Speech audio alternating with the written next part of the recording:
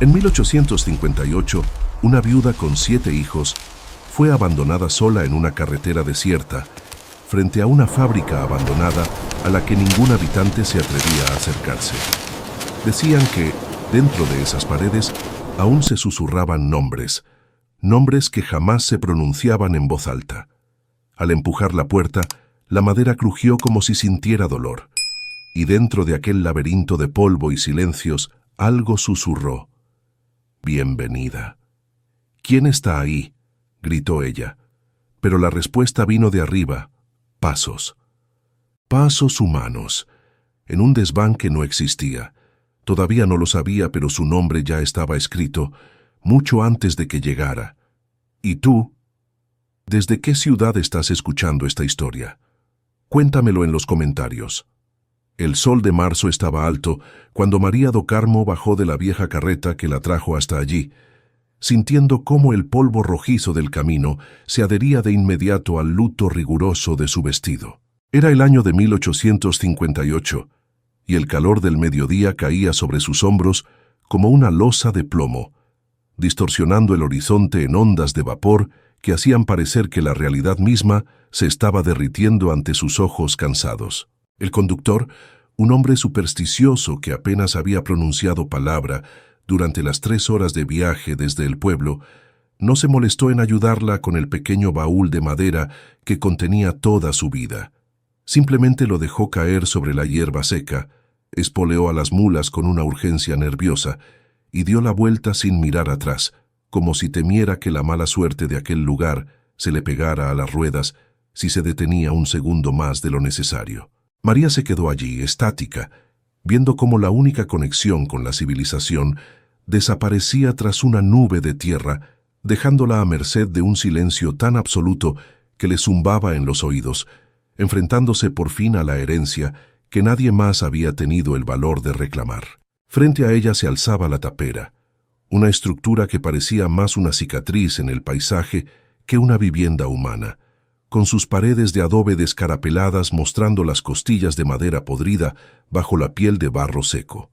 El techo de paja estaba hundido en el centro, como una columna vertebral quebrada por el peso de los años y el abandono, y las ventanas sin postigos eran cuencas vacías que parecían observarla con una indiferencia milenaria. No había rastro de los jardines que alguna vez debieron existir, solo una maraña agresiva de espinos y maleza que había devorado el sendero de entrada, como si la tierra estuviera intentando tragarse la casa para borrar su existencia de la memoria de los hombres. El aire olía a resina caliente, a polvo antiguo y a algo más sutil, un olor metálico y dulce que le revolvió el estómago, recordándole las advertencias susurradas por las viejas del pueblo cuando se enteraron de que la viuda del zapatero había aceptado las llaves de aquel lugar maldito, en lugar de pedir asilo en el convento. María do Carmo respiró hondo, tragándose el miedo junto con la sequedad del aire, y obligó a sus piernas a moverse hacia el porche, arrastrando el baúl que pesaba tanto como sus arrepentimientos. Recordó la oficina del notario, fresca y oscura, y la mirada de lástima del hombre al extenderle el título de propiedad, un papel amarillento que le quemaba las manos. «Es suya si la quiere», le había dicho él, limpiándose las gafas con un pañuelo inmaculado, «pero sepa que esa tierra tiene historia, y no es una historia que a la gente le guste recordar después del anochecer». Ella había aceptado porque no tenía opción. La muerte de su esposo la había dejado sin techo y sin monedas, y la dignidad era lo único que le quedaba para defenderse de la miseria. Ahora parada frente a la puerta de madera maciza, hinchada por la humedad de inviernos pasados y cubierta de grietas profundas, se preguntaba si la dignidad sería suficiente para pasar una sola noche bajo aquel techo que gemía con el viento caliente. Empujó la puerta con el hombro, esperando resistencia, pero ésta cedió con un gemido largo y agudo que resonó en el interior de la casa como un grito de bienvenida o de advertencia. Una nube de polvo danzó en el haz de luz solar que irrumpió en la penumbra, revelando una sala principal que estaba extrañamente intacta, como si el tiempo se hubiera detenido en el instante preciso en que sus últimos habitantes se marcharon. Había una mesa de madera tosca en el centro, con una silla volcada en el suelo, y en un rincón Un armario con las puertas abiertas de par en par, mostrando estantes vacíos cubiertos de telarañas grises y densas. El calor dentro era sofocante, atrapado entre esas 4 paredes como el aliento de una bestia dormida, y María sintió un escalofrío que no tenía nada que ver con la temperatura a recorrerle la espalda, una sensación física de que no estaba sola, de que el aire mismo estaba cargado de una electricidad estática que le erizaba los vellos de la nuca. Dejó el baúl junto a la entrada y avanzó con pasos cautelosos, sus botas resonando sobre las tablas del suelo que crujían bajo su peso, quejándose como huesos viejos. Sus ojos tardaron unos segundos en acostumbrarse a la penumbra, pero pronto distinguió detalles que la inquietaron: una taza de cerámica rota cerca de la chimenea fría, un chal descolorido olvidado sobre el respaldo de un banco y manchas oscuras en la madera del piso que podrían haber sido aceite, vino o algo que prefería no nombrar. Todo indicaba una partida apresurada, una huida en medio de la noche, no el abandono paulatino de una propiedad que deja de ser útil. Se acercó a una de las paredes y pasó la mano por el adobe rugoso. Estaba tibio, casi caliente al tacto, vibrando con una energía residual que le provocó náuseas. ¿Hay alguien aquí?, preguntó en voz alta, y su propia voz sonó pequeña y frágil, devorada al instante por la acústica opresiva de la sala, sin obtener más respuesta que el asentamiento de la madera y el zumbido lejano de una mosca solitaria. La cocina estaba en la parte trasera, separada de la sala por un arco sin puerta, y allí el ambiente era aún más pesado, impregnado de un olor a hollín y grasa rancia que ni los años habían logrado disipar. El fogón de leña estaba cubierto de ceniza gris, y sobre él colgaban ganchos de hierro oxidados que parecían garras esperando atrapar algo en la oscuridad. María notó que la puerta trasera estaba atrancada con una viga de madera gruesa, colocada desde adentro con una violencia tal que había astillado el marco, como si quienes estuvieron allí por última vez hubieran intentado desesperadamente mantener algo afuera, o mantener algo adentro. Se acercó a la pequeña ventana que daba al patio trasero y a través de la suciedad incrustada en el vidrio, vio un pozo de piedra y un árbol seco, retorcido y negro, que se alzaba solitario en medio de la maleza, proyectando una sombra que parecía moverse independientemente del sol. Decidió que su prioridad antes de que cayera la noche era limpiar un espacio donde pudiera dormir segura, así que buscó una escoba o algo similar, encontrando solo un manojo de ramas secas atadas con un trapo en un rincón. Comenzó a barrer el suelo de la sala, levantando nubes de polvo que la hacían toser, tratando de imponer su presencia y su orden en aquel caos silencioso. Mientras trabajaba, no podía quitarse la sensación de estar siendo observada desde las sombras de las vigas del techo, una presión constante en la coronilla que la obligaba a mirar hacia arriba cada pocos minutos. No había ratas, ni cucarachas, ni siquiera arañas vivas. La casa estaba limpia de vida animal, lo cual era antinatural en medio del campo, como si las criaturas instintivas supieran que aquel territorio estaba vedado para todo lo que tuviera sangre caliente en las venas. Solo ella, con su desesperación y su terquedad, se atrevía a perturbar el reposo de la tapera. Fue al mover la mesa central para barrer debajo que descubrió las marcas: arañazos profundos en la madera del suelo, surcos paralelos que no parecían hechos por muebles arrastrados, sino por uñas o garras desesperadas, intentando aferrarse a la superficie. María se agachó y tocó las hendiduras, sintiendo la violencia que había sido necesaria para marcar así la madera dura de hipé. Un frío repentino le entumeció los dedos y tuvo que retirar la mano rápidamente, frotándola contra su falda como si se hubiera manchado.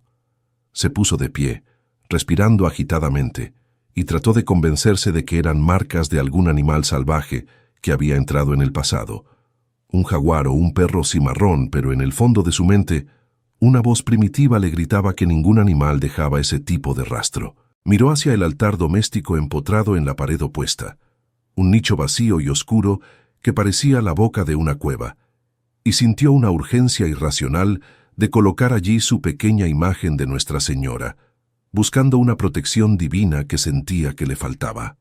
Abrió su baúl con manos temblorosas y sacó la estatuilla de madera, besándola con fervor antes de caminar hacia el nicho. Al colocar la santa en el estante polvoriento, la madera bajo la imagen crujió y se inclinó ligeramente, revelando que el fondo del altar no era sólido, sino una tabla suelta que ocultaba un hueco en la pared. María se detuvo, con el corazón golpeándole las costillas como un pájaro enjaulado. La curiosidad luchó con el pánico, pero la necesidad de saber dónde se había metido era más fuerte. Con mucho cuidado, empujó la tabla falsa y metió la mano en la oscuridad del hueco. Sus dedos rozaron algo frío y encuadernado en cuero. Lo sacó a la luz. Era un libro pequeño, un diario antiguo con las tapas manchadas de moho y humedad, cerrado con una cinta de cuero que se deshizo al primer toque. No lo abrió de inmediato. El peso del objeto en sus manos parecía excesivo para su tamaño, denso como si contuviera plomo o secretos demasiado pesados para el papel. El sol comenzó a descender, tiñendo el interior de la casa de un naranja sanguinolento que alargaba las sombras y transformaba los muebles viejos en siluetas amenazantes. María sabía que la noche traería consigo el verdadero rostro de la tapera y que la luz del día había sido solo una máscara piadosa. Se sentó en el suelo, con la espalda contra la pared más sólida que encontró, y encendió el cabo de vela que traía en el bolsillo, creando un círculo de luz débil que apenas mantenía a raya a la oscuridad creciente. Con el diario en el regazo y el silencio del monte apretando contra las paredes, escuchó el primer sonido que no venía de ella. Un paso, claro y distinto, crujiendo en la madera del techo, justo encima de su cabeza. Se quedó paralizada, conteniendo la respiración, mientras el sonido se repetía, lento y deliberado, como si alguien estuviera caminando de un lado a otro en un ático que, según lo que había visto desde afuera, no debería tener altura suficiente para un hombre de pie. El sonido de los pasos se detuvo tan abruptamente como había comenzado, dejando un eco mental que martillaba en los oídos de María do Carmo con más violencia que el propio ruido. Alzó la vela temblorosa hacia el techo de vigas oscuras, buscando grietas entre las tablas, buscando el brillo de los ojos de una rata o el movimiento furtivo de una zarigüeya, cualquier cosa que le diera una explicación lógica a aquel caminar pesado y humano.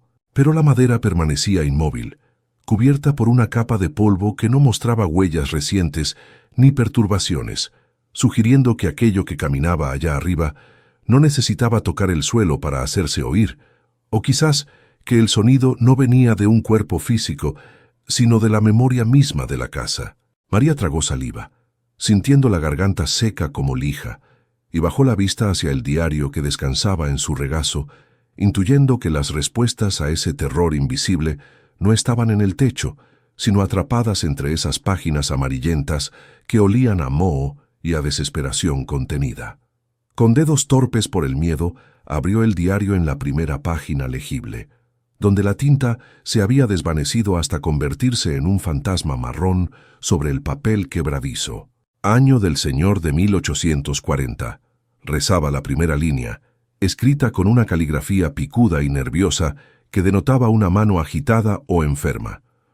Hoy los he escuchado de nuevo, continuaba el texto. No son los vivos los que me atormentan, sino el silencio que dejan los que se fueron sin despedirse. María sintió un escalofrío al leer esas palabras, reconociendo en la voz escrita del tío Tobías el mismo miedo que ahora le helaba la sangre a ella. El diario no era un registro de cosechas o cuentas, era una confesión, un testamento de locura escrito por un hombre que se sabía condenado a compartir su soledad con presencias que no respetaban las leyes de Dios ni de los hombres. Siguió leyendo, devorando las frases como si fueran agua en el desierto, buscando una clave para sobrevivir a la noche que se cerraba sobre ella como una boca de lobo. Tobías describía ruidos que comenzaban al atardecer, golpes en las paredes, susurros que venían del pozo seco en el patio, y la sensación constante de que algo reptaba bajo el suelo de madera. «Es la culpa», había garabateado en una página manchada de cera. «La culpa tiene peso, tiene forma, y en esta tierra la culpa tiene dientes». María levantó la vista del libro, sintiendo que la oscuridad de la sala se espesaba. volviéndose casi líquida, y que las sombras proyectadas por los pocos muebles parecían estirarse hacia ella con intenciones maliciosas. El viento afuera comenzó a aullar, colándose por las rendijas de las ventanas sin vidrio, y la llama de la vela bailó frenéticamente, amenazando con dejarla a merced de una oscuridad total. De repente, un golpe seco resonó en la pared detrás de ella, justo a la altura de su cabeza, haciéndola saltar y soltar un grito ahogado que murió en su garganta. No había sido el viento, había sido un golpe deliberado, fuerte, como un puño golpeando madera maciza desde el otro lado del muro, desde el exterior. María se pegó a la pared opuesta, aferrando el cuchillo de cocina con tanta fuerza que los nudillos se le pusieron blancos. ¿Había alguien afuera? ¿Algún vagabundo, algún ladrón que había visto la luz de la vela? Pero su instinto le decía que no. El golpe había tenido una cualidad sorda, vibrante, que parecía venir de dentro del adobe mismo, como si la casa estuviera protestando por su presencia, o quizás intentando comunicarse en un lenguaje de violencia y madera crujiente. Permaneció inmóvil, con los ojos desorbitados, esperando el siguiente sonido, pero solo el viento respondió, silbando una melodía triste entre las ramas del árbol seco del patio. Volvió a mirar el diario, buscando protección en las palabras de un muerto. Pasó varias páginas pegadas por la humedad hasta llegar a una entrada fechada pocos días antes de la supuesta desaparición de Tobías. La letra aquí era casi ininteligible, trazada con una urgencia febril. «He encontrado la entrada», decía. «Siempre estuvo ahí bajo mis pies, bajo la santidad fingida. No es una casa, es una tapadera. Lo que mi hermano hizo, lo que todos hicimos por ese maldito oro, está enterrado donde la cruz no toca el suelo». ¿Oro? La palabra saltó de la página y golpeó a María con una mezcla de incredulidad y una punzada repentina de codicia. Esa vieja compañera de la miseria. ¿Era posible que la leyenda del lugar no fuera de fantasmas, sino de un tesoro oculto que había enloquecido a su familia? La mención del oro cambiaba el color de su miedo, tiñéndolo de una curiosidad peligrosa. La referencia a bajo la santidad fingida hizo que su mirada se disparara de nuevo hacia el altar vacío, hacia el hueco oscuro de donde había sacado el libro. Se levantó despacio, con las piernas entumecidas, y se acercó al nicho con la vela en alto. La madera del fondo, la que había empujado, revelaba una cavidad profunda que se perdía en la estructura de la pared.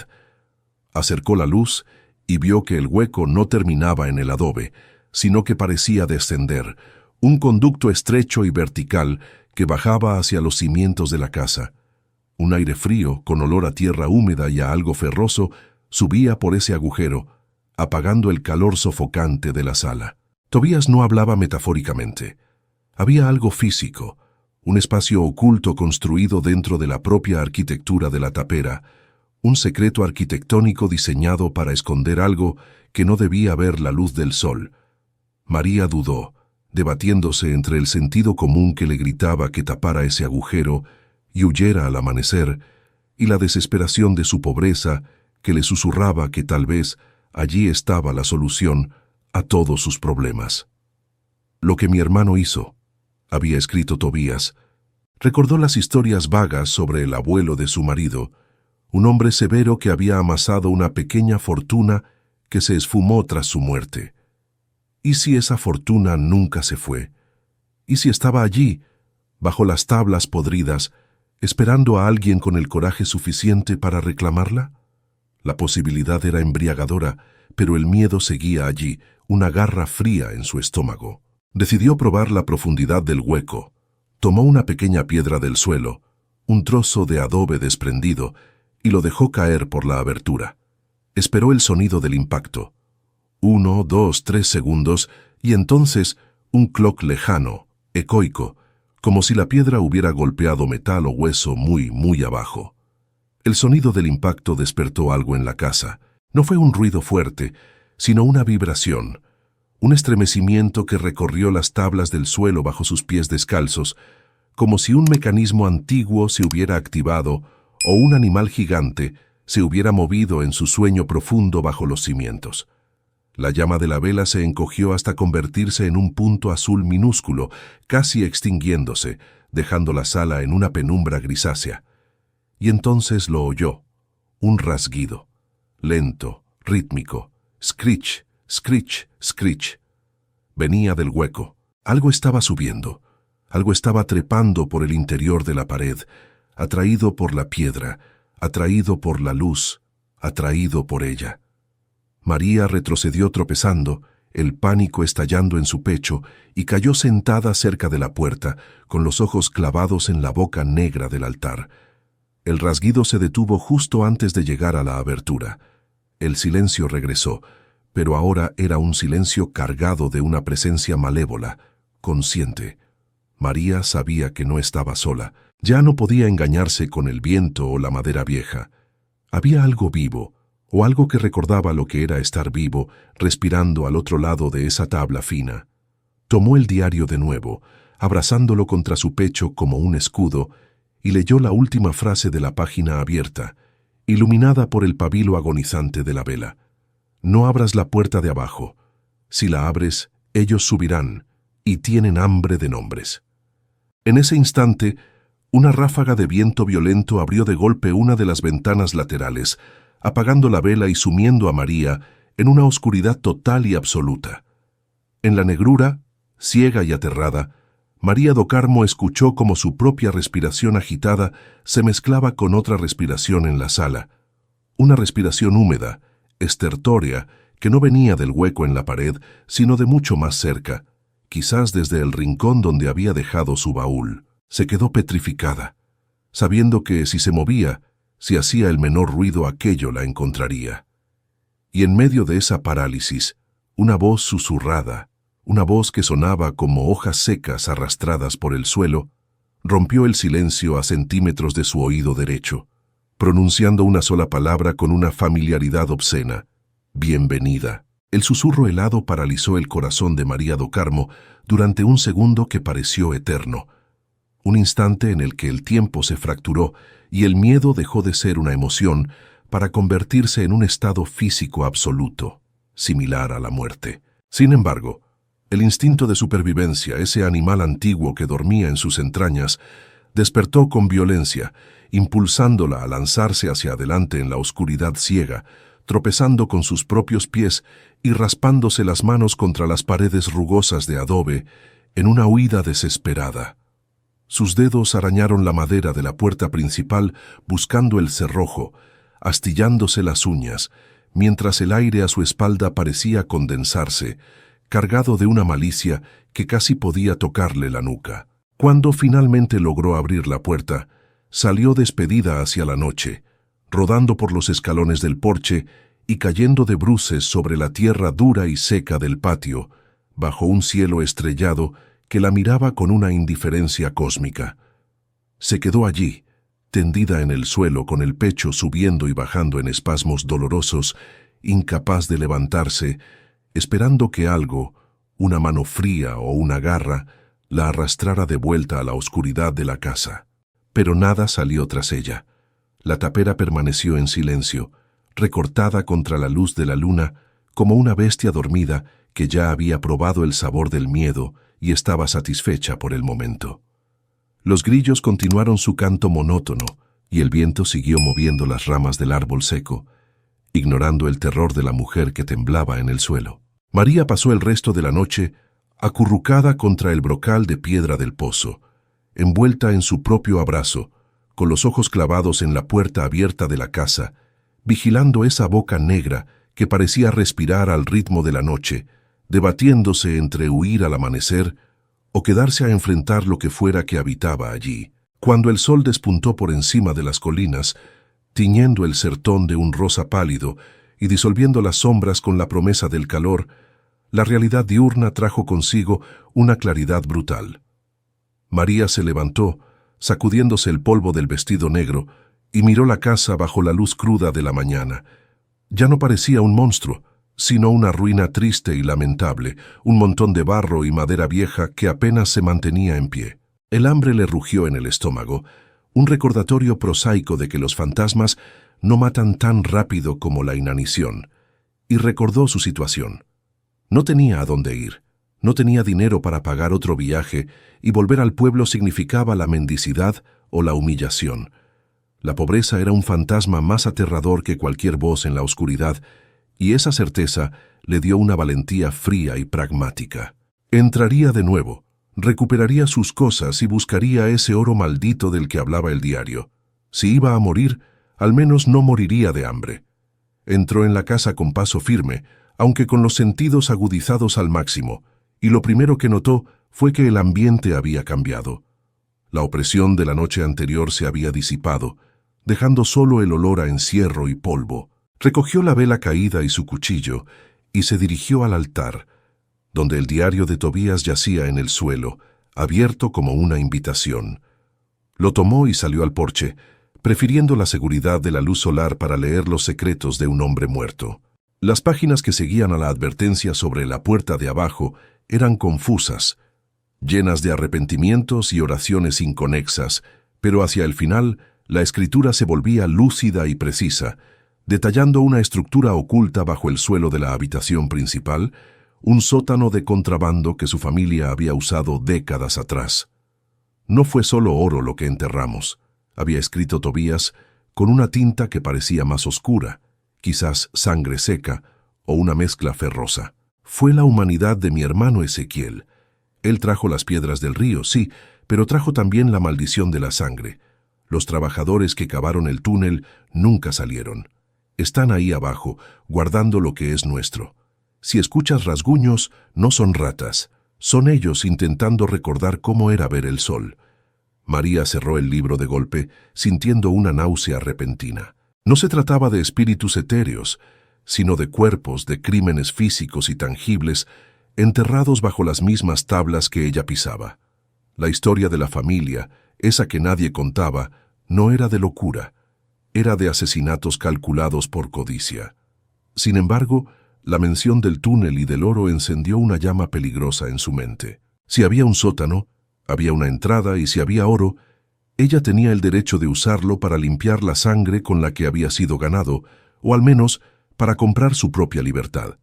Volvió a entrar y comenzó a inspeccionar el suelo de la habitación trasera, la que estaba separada por la cortina rasgada. Golpeó las tablas con el mango del cuchillo, buscando un sonido hueco, un eco que delatara el vacío. Pasó 1 hora, 2, moviendo polvo y escombros, hasta que, debajo de una vieja alfombra de piel carcomida por las polillas en la esquina más oscura del cuarto, encontró lo que buscaba. Una línea recta en la madera, demasiado perfecta para ser una grieta natural, dibujando un cuadrado de 1 metro por lado. Era una trampilla, sellada por la suciedad y el tiempo, sin manijas ni argollas visibles. María intentó clavar las uñas en la ranura, pero la madera estaba hinchada y apretada. Necesitaba una herramienta, algo para hacer palanca. Salió al patio trasero donde la maleza crecía alta y espinosa y se dirigió a un cobertizo derrumbado que apenas se sostenía en pie. Entre maderas podridas y hierros oxidados, encontró una barra de hierro pesada y corroída, probablemente usada antiguamente para marcar el ganado o romper piedras. El peso del metal en sus manos la hizo sentir poderosa, armada no solo contra la madera, sino contra la historia misma de esa casa. Regresó a la habitación y clavó la punta de la barra en la ranura de la trampilla. La madera crujió, protestando con un chillido agudo que le recordó al grito de la noche anterior.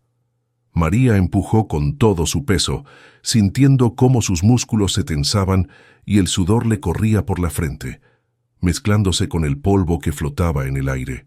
Con un estallido seco, la tabla cedió y se levantó unos centímetros, exhalando un aliento viciado y frío que olía a tierra mojada, a tiempo estancado y a algo dulzón y repugnante, como flores marchitas dejadas en una tumba demasiado tiempo.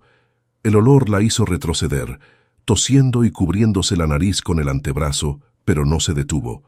Empujó la trampilla hasta abrirla por completo, revelando un agujero negro y cuadrado que se tragaba la luz del día. Se asomó con cautela. No había escaleras visibles, solo una oscuridad densa que parecía vibrar. Encendió de nuevo la vela, protegiendo la llama con la mano, y la bajó hacia el interior. La luz reveló unos peldaños de piedra tosca que descendían en espiral hacia las entrañas de la tierra roja. Y allí en el primer escalón brilló algo. No era oro, era un zapato de niño, pequeño, de cuero viejo y deformado, cubierto de una capa de moho blanco. La visión de ese objeto tan inocente y fuera de lugar le heló la sangre más que cualquier amenaza sobrenatural. ¿Qué hacía un zapato de niño en la entrada de un túnel de contrabandistas? Estaba a punto de bajar, impulsada por una mezcla de horror y fascinación, cuando un sonido proveniente del exterior la detuvo en seco. No era el viento, ni los crujidos de la casa. Era el sonido rítmico y pesado de cascos de caballo golpeando la tierra seca del camino de entrada. Alguien se acercaba. Alguien vivo, real y probablemente peligroso. María sopló la vela. Dejó caer la trampilla con cuidado para no hacer ruido y corrió hacia la ventana delantera, espiando a través de las rendijas de la madera. Un jinete se detuvo frente al porche. Era un hombre alto, vestido con ropa de faena de buena calidad, un sombrero de ala ancha que le ocultaba los ojos y una pistola al cinto. No parecía un viajero perdido. Miraba la casa con la arrogancia de quien evalúa una propiedad que considera suya, o peor aún, de quien conoce los secretos que duermen bajo el suelo y ha venido a asegurarse de que sigan dormidos.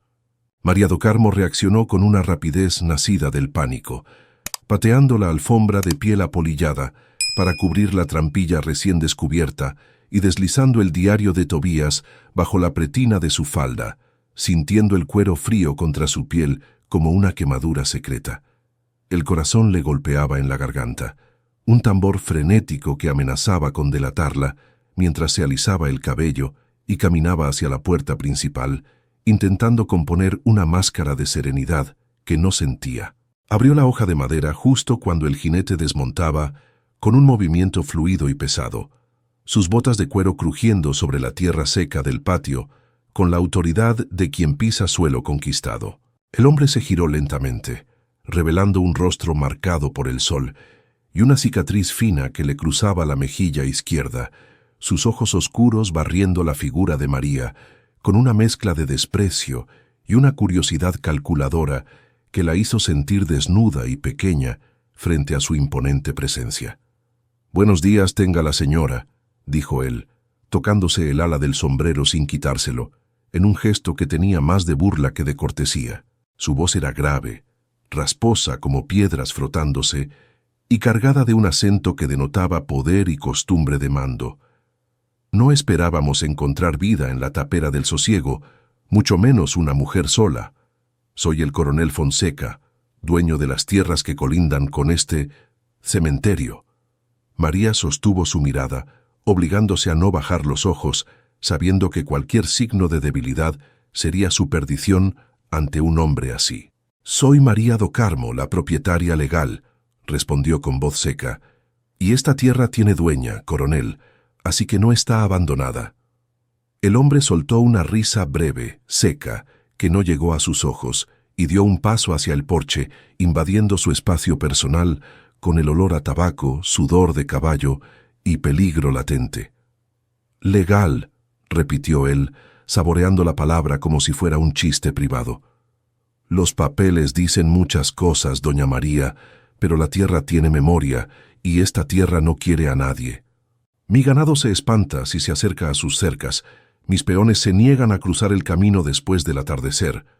Le estoy haciendo un favor al advertirle. Este lugar tiene deudas de sangre que no se han pagado».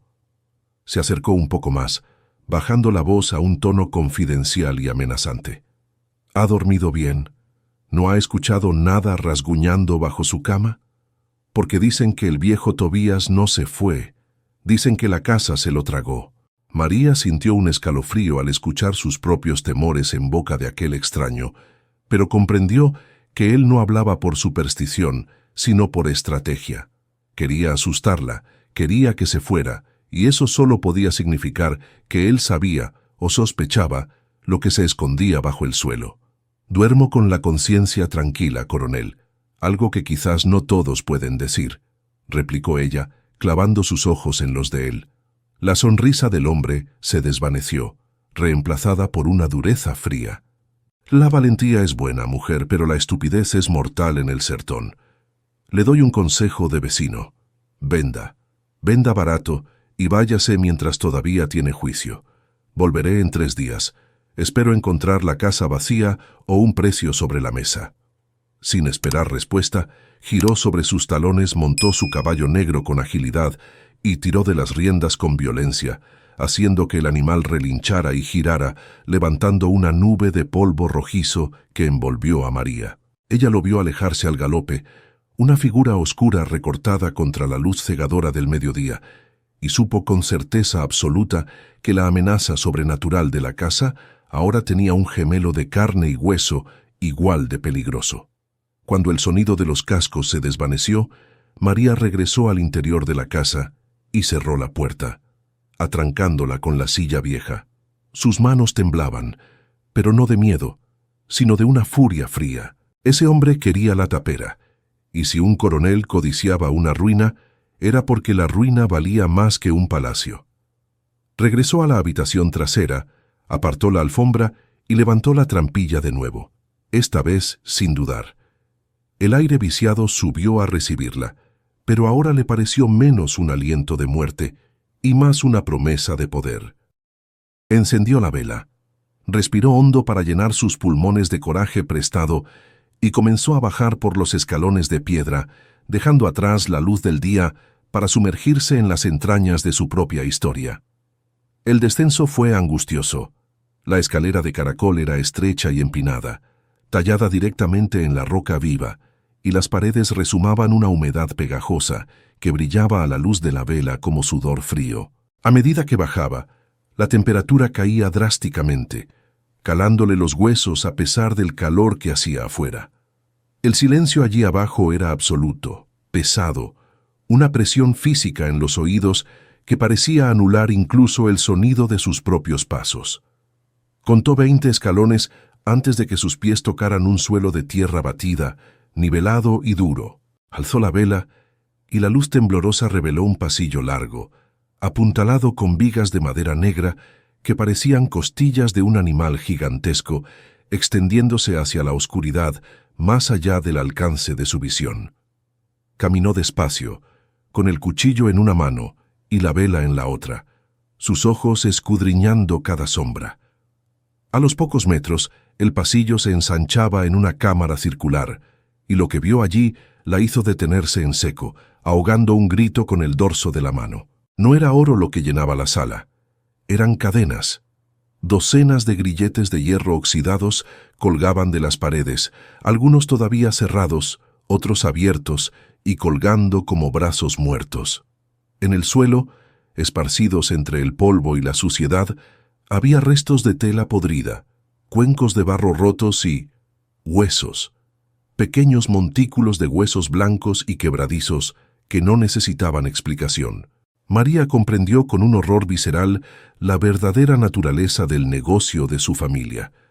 No solo contrabandeaban oro, traficaban con personas, esclavos ilegales ocultos en la oscuridad de la tierra, olvidados y descartados cuando ya no servían. Las lágrimas le nublaron la vista, una mezcla de pena y vergüenza ancestral.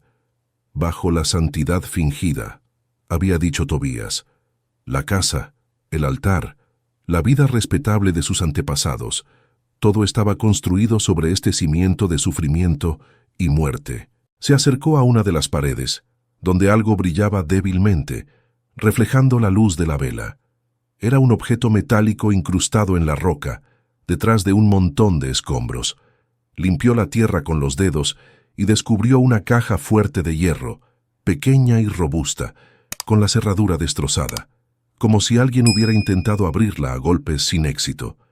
Junto a ella, tirado en el suelo como basura, había un pico de minero con la punta rota. Alguien había estado aquí, alguien había intentado llegar al tesoro y había fallado, o había muerto intentándolo. María examinó la caja. Era pesada, inamovible, pero al tocar la parte superior, notó que la tapa no estaba sellada, sino simplemente atascada por el óxido y el tiempo. Usó el cuchillo para raspar los bordes, trabajando con una paciencia febril, ignorando el ambiente opresivo y la sensación de que las sombras de la sala se cerraban sobre ella. Después de minutos de esfuerzo, logró introducir la hoja del cuchillo en la ranura y hizo palanca. Con un chirrido agónico de metal contra metal, la tapa cedió y se abrió. María acercó la vela, esperando ver el brillo amarillo del oro, la solución a sus miserias, la razón de tanta muerte. Pero la caja estaba vacía de monedas. En su lugar había un único objeto envuelto en un paño de terciopelo azul, perfectamente conservado en el aire seco de la caja. María desenvolvió la tela con cuidado reverencial. Era una cruz pesada de oro macizo, incrustada con rubíes que parecían gotas de sangre fresca a la luz de la vela. Era una pieza de belleza incalculable, robada seguramente de alguna iglesia o misión antigua, una reliquia sagrada profanada por la codicia. Pero debajo de la cruz, en el fondo de la caja, había un papel doblado. María lo tomó y lo desplegó. Era un mapa, dibujado con la misma tinta ferrosa del diario, mostrando la propiedad de la tapera, el río seco que cruzaba al norte y una marca en forma de X bajo el gran árbol quemado del patio. Y debajo del dibujo, una sola frase escrita con letra temblorosa. El oro no está aquí. El oro es la semilla del árbol muerto. En ese instante, la vela parpadeó y se apagó, dejando a María sumida en la oscuridad absoluta del túnel, rodeada por los huesos de los olvidados y el peso de una verdad que acababa de cambiarlo todo. La oscuridad que envolvió a María do Carmo en el túnel no era simplemente la ausencia de luz, sino una entidad densa y sofocante que parecía presionarle los globos oculares y llenarle la boca con un sabor a polvo antiguo y óxido ferroso. El pánico, frío y agudo, intentó apoderarse de sus extremidades, instándola a gritar en un lugar donde nadie la escucharía. Pero ella se mordió el labio hasta sentir el sabor metálico de su propia sangre, obligándose a mantener la cordura. Apretó la cruz de oro y el mapa contra su pecho con una mano y con la otra tanteó el vacío, sus dedos rozando la pared de roca húmeda que lloraba lágrimas de un tiempo olvidado.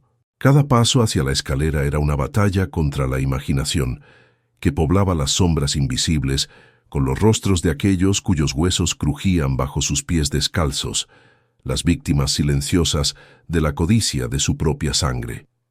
El ascenso por la escalera de caracol fue una agonía interminable, subiendo a tientas por los peldaños irregulares, mientras el aire viciado de las profundidades parecía querer retenerla, tirando de su falda con dedos invisibles de corriente fría. A mitad de camino, un sonido resonó desde el fondo del pasillo que acababa de abandonar, un arrastrar metálico, lento y deliberado, como si una de las cadenas oxidadas hubiera sido levantada y dejada caer por una mano débil. María no se detuvo a averiguar si era el asentamiento de la tierra o algo peor. Subió los últimos escalones con el corazón desbocado, empujándose hacia la apertura cuadrada donde la luz grisácea del atardecer se filtraba como una promesa de salvación. Salió a la habitación trasera, rodando sobre el suelo de madera, y cerró la trampilla de un golpe, apoyando la espalda contra ella y respirando el aire caliente de la casa como si fuera el néctar más dulce, temblando violentamente mientras la adrenalina abandonaba su cuerpo. Con la trampilla cerrada y oculta nuevamente bajo la alfombra apolillada, María se permitió un momento para examinar el botín que había sacado de las entrañas de la tierra. A la luz moribunda de la tarde, la cruz de oro brillaba con una magnificencia obscena, los rubíes incrustados capturando los últimos rayos de sol y devolviéndolos con un resplandor siniestro que hipnotizaba. Era una fortuna en sí misma, suficiente para comprar una casa en la ciudad, un negocio, una nueva vida lejos de la miseria. Sin embargo, sabía que vender una pieza así en el pueblo sería su sentencia de muerte, pues despertaría preguntas que no podría responder sin delatar el origen manchado de la joya. Su verdadera esperanza residía en el papel arrugado, en ese mapa dibujado con desesperación que señalaba el exterior hacia el árbol seco que dominaba el patio trasero como un guardián esquelético. La semilla del árbol muerto, había escrito Tobías, el oro real, el que no estaba maldito por la esclavitud directa, estaba allí afuera. Salió al porche trasero, con el mapa en una mano y la barra de hierro en la otra, y miró el árbol. Era un hipé antiguo, muerto hacía décadas, cuyas ramas desnudas se alzaban hacia el cielo como dedos negros suplicando lluvia o perdón. Su tronco era grueso y retorcido, cubierto de líquenes grises que parecían piel enferma, y sus raíces se extendían por el suelo como venas hinchadas, levantando la tierra dura del patio. María comprendió entonces la astucia de sus antepasados. Nadie buscaría un tesoro enterrado entre las raíces de un árbol. Un lugar donde cavar era casi imposible sin matar a la planta, a menos que la planta ya estuviera muerta cuando lo escondieron. El coronel Fonseca le había dado 3 días, pero ella sabía que no tenía tanto tiempo. Su visita había sido una advertencia, pero también un reconocimiento de terreno. Él volvería, y no volvería solo. La noche cayó de golpe, como suele hacerlo en el sertón, sin crepúsculos largos, sumiendo la tapera en una oscuridad ruidosa donde los grillos y las chicharras competían con el viento.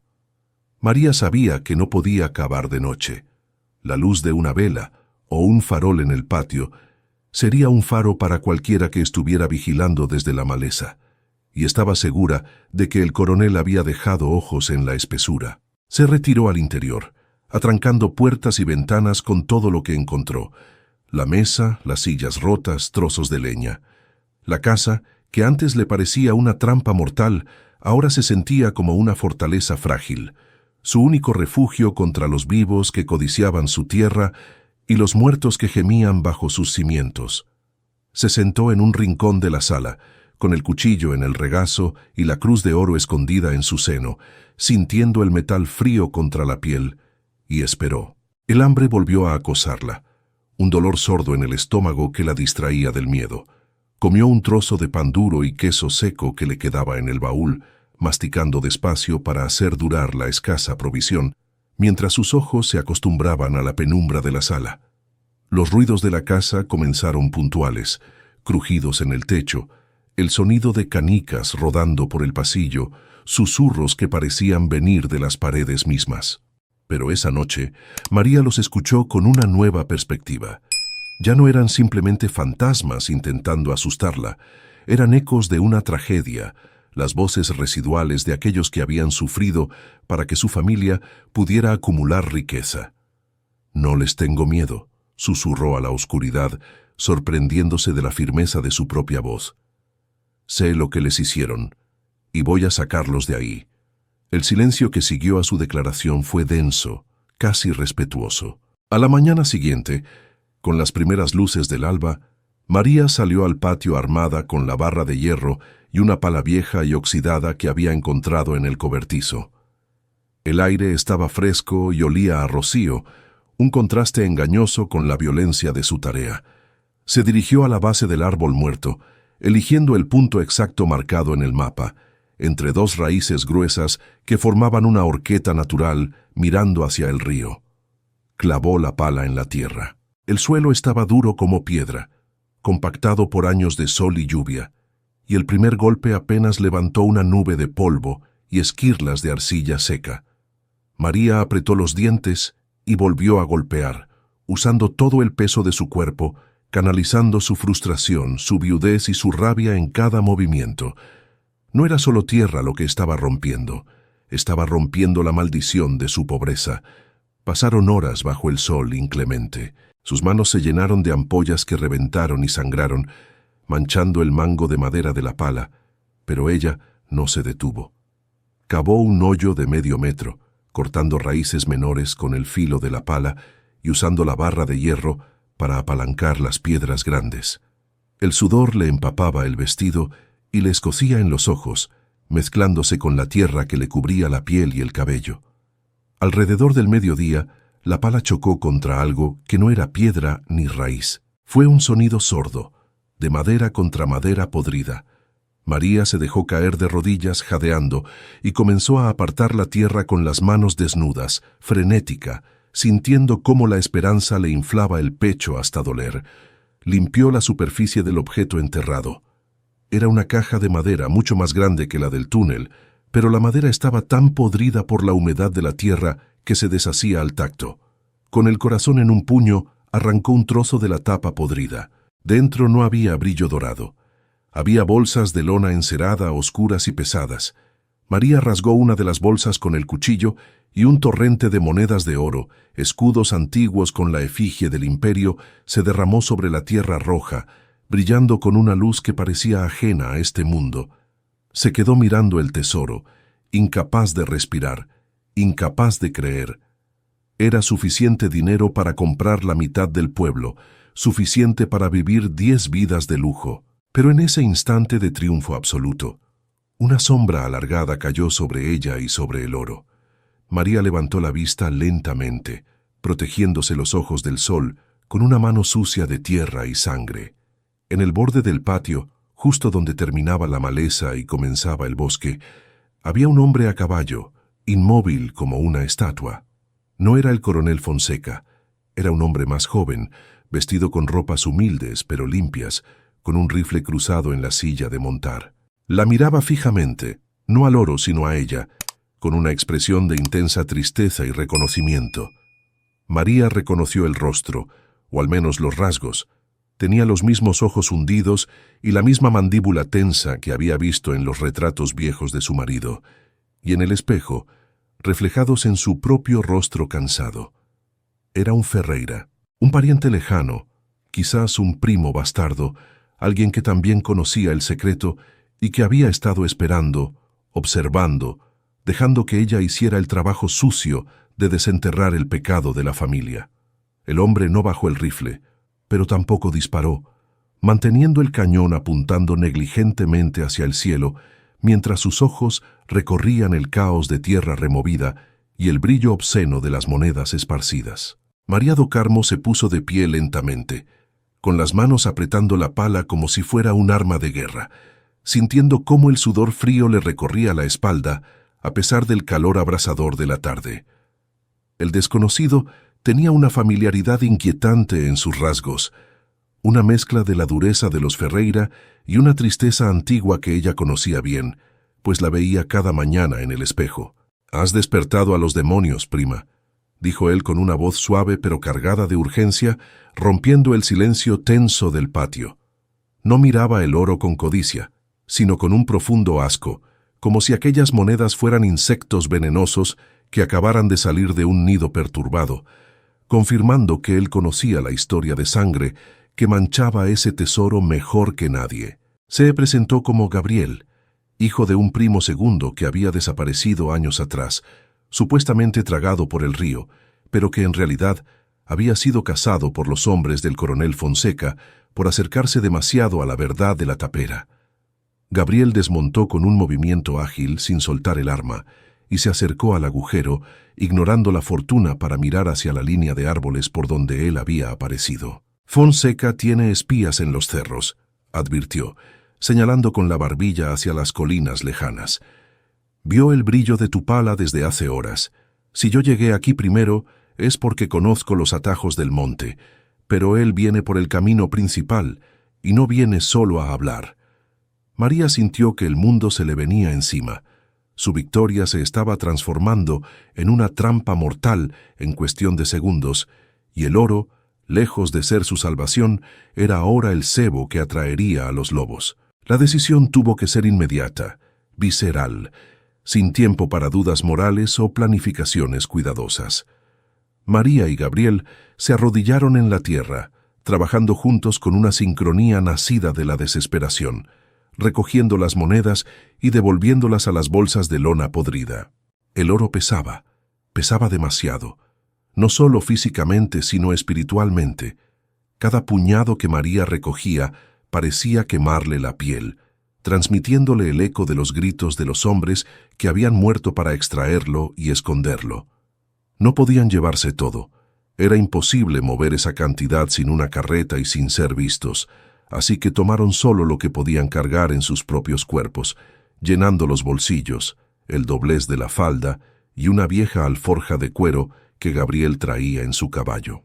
El resto, la mayor parte de esa fortuna maldita, tuvo que ser cubierto apresuradamente con la tierra roja y seca, enterrado de nuevo como un cadáver que se niega a quedarse quieto. Mientras terminaban de ocultar el agujero bajo una capa de hojas secas y ramas muertas para disimular la excavación, El sonido que María tanto temía llegó transportado por el viento, el ladrido lejano pero inconfundible de perros de caza. Eran los mastines del coronel, bestias entrenadas para rastrear esclavos fugitivos y acorralar jaguares, y ahora venían por ella. Gabriel la tomó del brazo con fuerza, levantándola del suelo. «¡A la casa!», ordenó, sus ojos escaneando el perímetro con la intensidad de un animal acorralado. «Es nuestra única defensa. En campo abierto nos cazarán como a conejos». María asintió, sintiendo el peso del oro golpeándole las caderas y el pecho, un lastre dulce y terrible, y corrieron hacia el porche trasero justo cuando las primeras sombras de la tarde comenzaban a estirarse, convirtiendo el patio en un tablero de ajedrez siniestro. Una vez dentro, atrancaron la puerta trasera con la misma viga que María había encontrado días atrás, reforzándola con la mesa de la cocina y todo mueble pesado que pudieron arrastrar. La casa, que hasta hacía poco parecía una ruina hostil llena de fantasmas, se transformó de repente en un bastión, una fortaleza precaria donde los vivos y los muertos tendrían que hacer una tregua para sobrevivir a la amenaza exterior. Gabriel vio la alfombra movida en la habitación del fondo y la trampilla mal cerrada. «¿Bajaste?», preguntó, palideciendo visiblemente bajo la capa de suciedad de su rostro. María asintió, incapaz de hablar, recordando los huesos y las cadenas. «Entonces ya sabes que no estamos solos aquí», murmuró él, persignándose rápidamente. «Mi padre decía que el túnel tiene otra salida, cerca del río, pero que se derrumbó hace años. Si nos acorralan, esa podría ser nuestra tumba o nuestra única salida». La noche cayó sobre la tapera del sosiego, no como un manto de paz, sino como una mortaja asfixiante, trayendo consigo una oscuridad sin luna que parecía engullir la poca luz de las estrellas. Desde las ventanas entabladas, María y Gabriel observaron cómo aparecían puntos de luz en la distancia.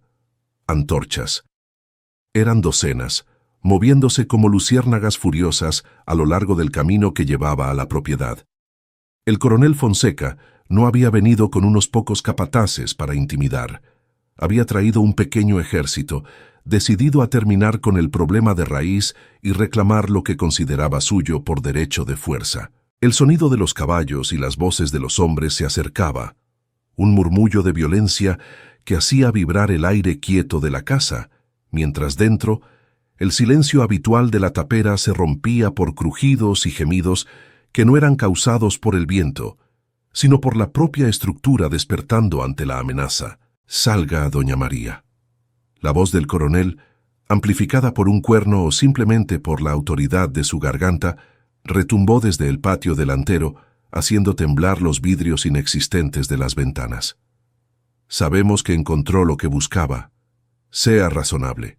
Entregue el oro y le perdonaré la vida. Usted no tiene a dónde ir».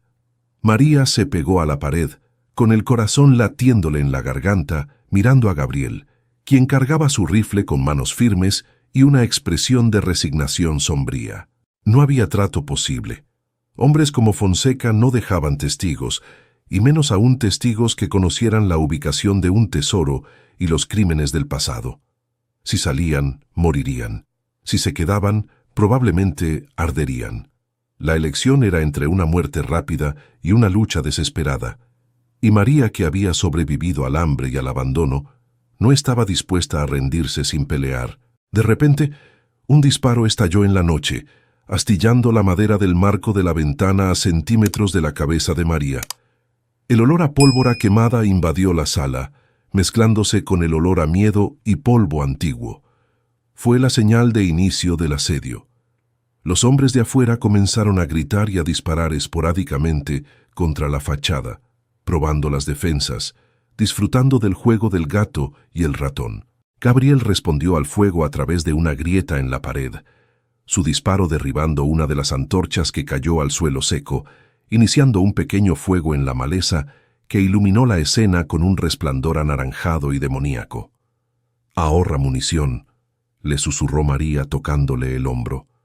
«No podemos ganarles a tiros, son demasiados». Su mente trabajaba a toda velocidad, buscando una ventaja en medio de la desventaja total, recordando el túnel, los huesos, la pólvora que Tobías mencionaba en su diario para la minería, y una idea desesperada comenzó a tomar forma.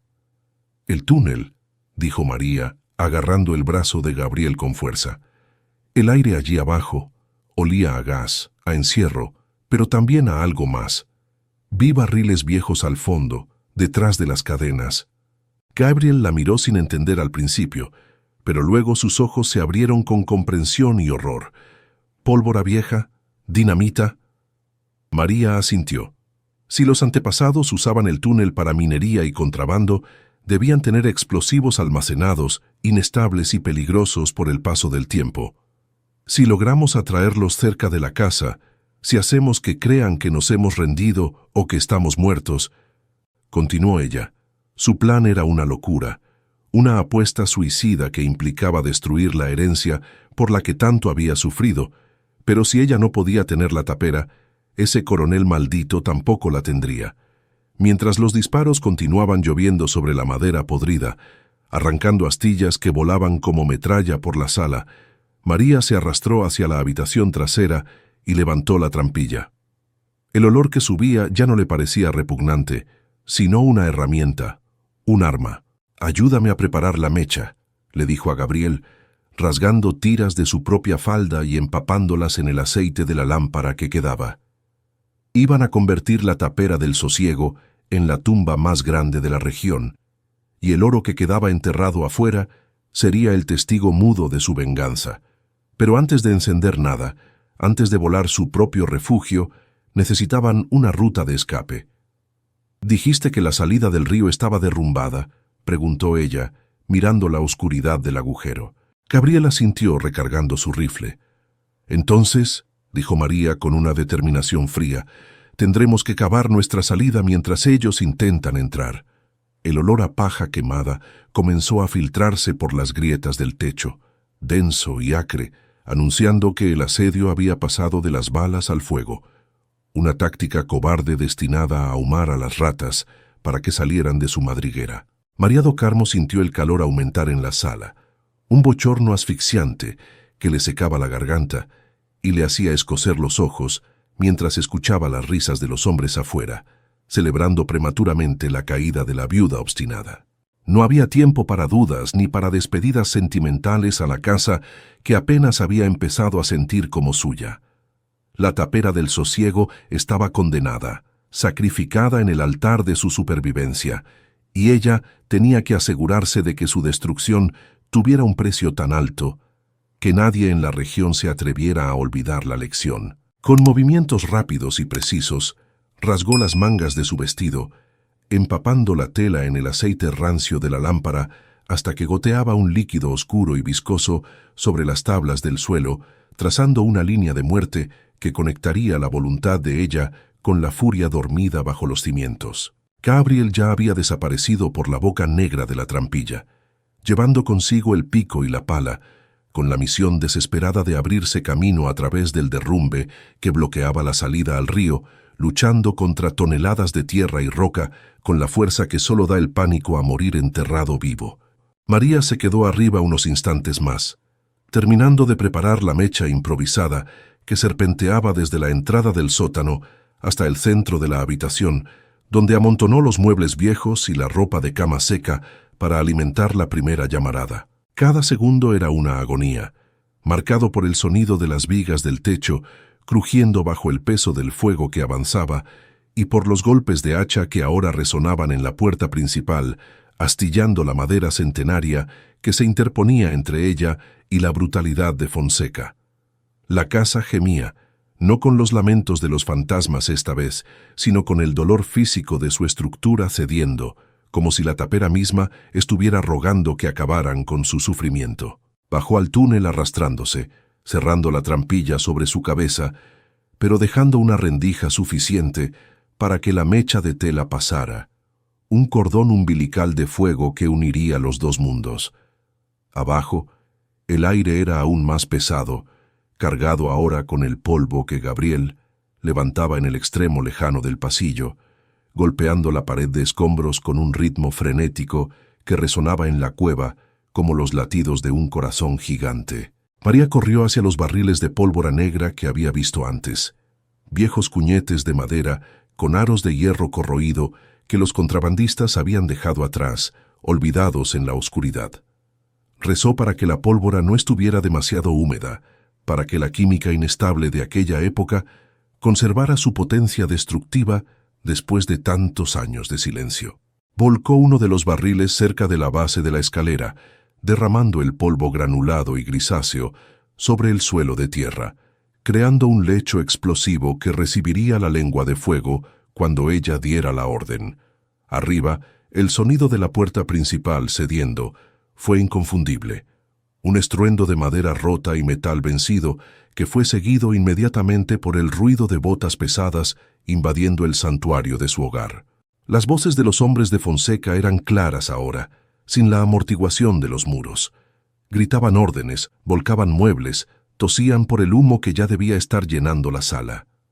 «Busquen por todos lados», rugió la voz del coronel, tan cerca que parecía estar hablándole al oído a través de las tablas del piso.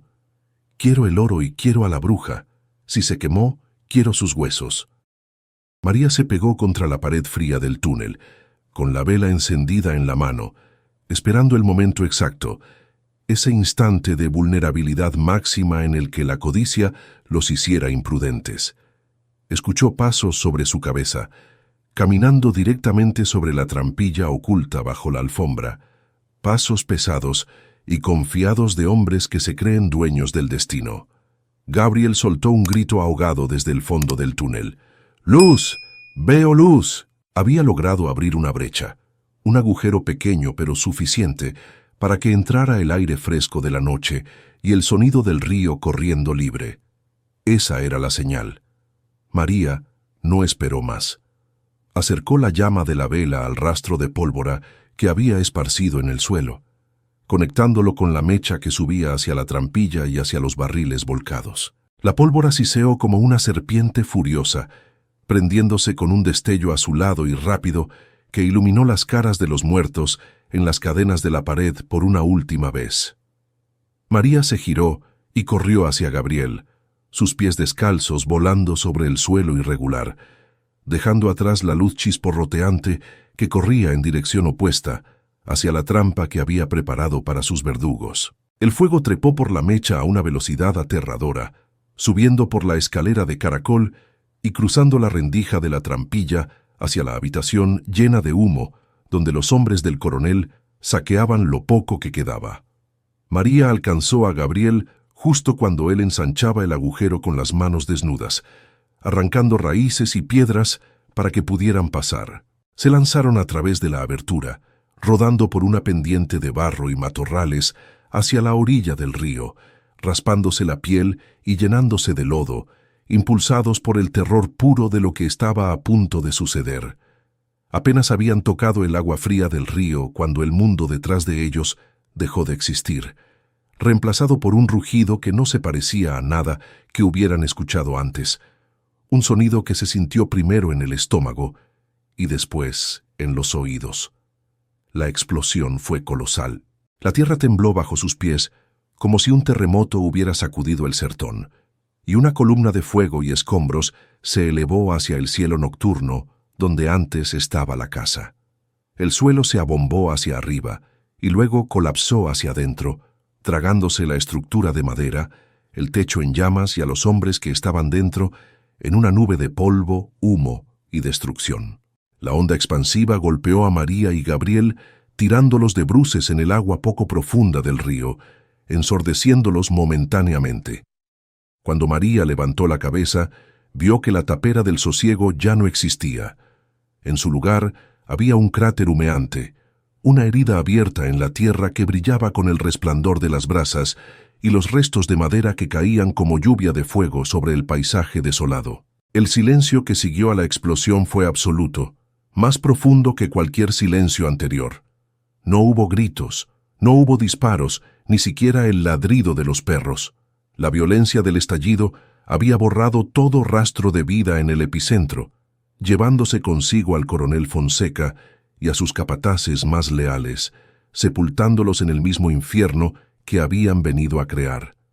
María se puso de pie, empapada y temblando, mirando la destrucción con una mezcla de horror y una extraña paz. Había destruido su herencia, había quemado el único techo que tenía, pero también había destruido la prisión de su familia, el lugar donde la sangre y la esclavitud habían echado raíces.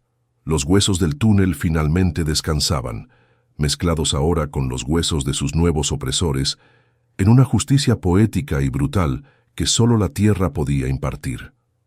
«Vámonos», dijo Gabriel, tomándola del brazo, su voz sonando lejana a través del zumbido en los oídos de ella. «El ruido atraerá a más gente del pueblo, o a los que se quedaron cuidando los caballos en el camino. No podemos estar aquí cuando lleguen». Tenía razón. Aún tenían el oro que habían logrado salvar en sus bolsillos y en la alforja, suficiente para empezar de nuevo en cualquier otro lugar, lejos de esa tierra maldita. María asintió, echando una última mirada al cráter humeante. No sentía remordimiento, solo el peso de la supervivencia. Se ajustó el chal mojado sobre los hombros, sintiendo el frío de la noche y el calor residual del fuego en su rostro, y comenzó a caminar por la orilla del río, siguiendo a Gabriel hacia la oscuridad protectora del bosque, dejando atrás las cenizas de su pasado. Caminaron durante horas, siguiendo el curso del río, hasta que la luz del amanecer comenzó a filtrar entre las copas de los árboles, pintando el agua de un gris plateado. Estaban agotados, sucios, con las ropas hechas jirones, pero estaban vivos. Llegaron a un recodo donde el río se ensanchaba y formaba una pequeña playa de arena. Allí se detuvieron para beber y lavarse la cara, limpiando el hollín y la sangre seca. María se miró en el reflejo del agua tranquila. La mujer que la miraba de vuelta ya no era la viuda asustada que había llegado en carreta días atrás. Sus ojos tenían una dureza nueva, una profundidad nacida de haber mirado al abismo y haber sobrevivido. Había entrado en la tapera buscando un techo y había salido con una fortuna y una historia que nadie creería, pero que ella nunca olvidaría. Se sentaron en la arena, comiendo unas bayas que Gabriel había recogido, y por primera vez hablaron del futuro. No podían quedarse en la región. Fonseca tenía familia, socios, herederos que buscarían venganza o explicaciones. Tendrían que irse lejos, quizás a la capital, o incluso más al sur, donde nadie conociera el apellido Ferreira ni la leyenda de la tapera del sosiego. El oro les daría esa libertad, pero también sería una carga, un secreto que tendrían que proteger. «Lo que hicimos anoche», dijo Gabriel mirando el agua correr, «no fue solo defendernos, fue cerrar un ciclo.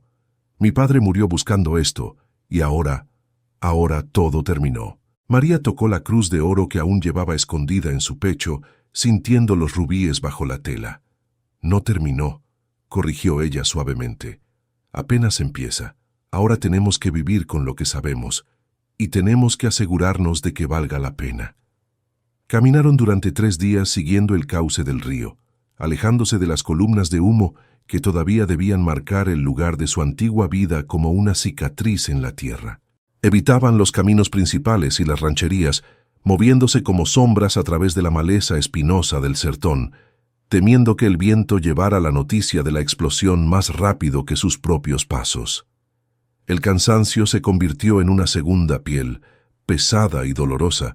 Sus pies sangraban dentro de las botas rotas y la sed era un tormento constante bajo el sol implacable que parecía querer juzgarlos desde lo alto. Gabriel apenas hablaba.